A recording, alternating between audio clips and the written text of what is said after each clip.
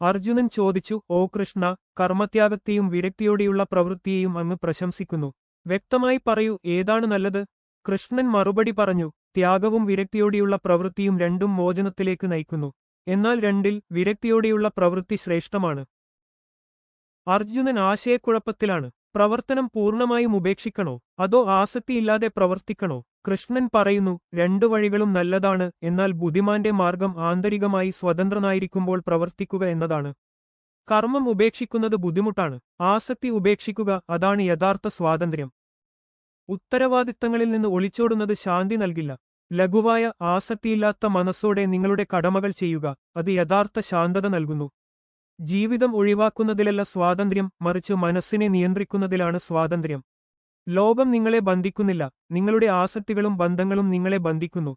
നിങ്ങൾ ചെയ്യേണ്ടത് ചെയ്യുന്നത് തുടരുക, പക്ഷേ ഫലങ്ങൾ നിങ്ങളെ നിയന്ത്രിക്കാൻ അനുവദിക്കരുത്. പരിശ്രമത്തിനും എന്നാൽ അതിന്റെ ഫലത്തെക്കുറിച്ച് ആഗ്രഹിക്കുന്നില്ല എന്നുമുള്ള ഈ സന്തുലിതാവസ്ഥയാണ് ആന്തരിക സമാധാനത്തിന്റെ രഹസ്യം.